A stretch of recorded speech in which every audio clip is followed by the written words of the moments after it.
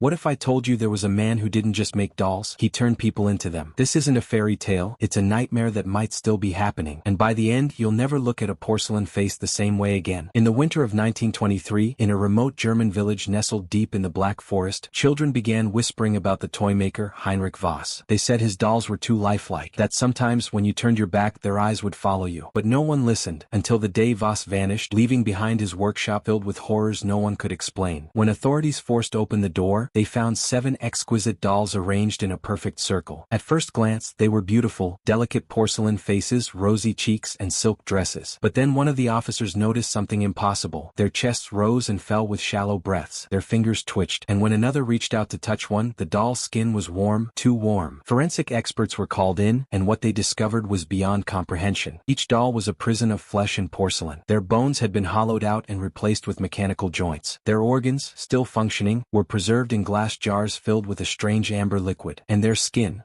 had been carefully stretched over the porcelain frames, sewn into place with thread as fine as spider silk. But the true horror was in Voss's journal. Page after page detailed his experiments, how he would kidnap victims from nearby villages, keeping them alive as he slowly transformed them into his perfect dolls. His notes were clinical, detached. Subject number 3 resisted the procedure. Vocal cords were removed to preserve the silence. Or, subject number 5's eyes retained their moisture, ideal for the final presentation. The last entry was the most chilling. Subject number 8 is almost ready. She fights so beautifully. Her fear is exquisite. The townspeople demanded the dolls be destroyed. They burned the workshop to the ground, the screams of the dolls echoing in the flames. But to this day, locals swear that on quiet nights, when the wind howls through the trees, you can still hear faint giggling from the ashes. And sometimes, if you look closely at an antique doll in a shop window, you'll see its lips curl into a smile. So, do you still think that old doll in your grandma's attic is just a toy? Or is it watching you, waiting for the right moment to blink? If you want more stories that will haunt your dreams, smash that subscribe button, because next week we're talking about the real Annabelle. And hey, maybe sleep with the lights on tonight.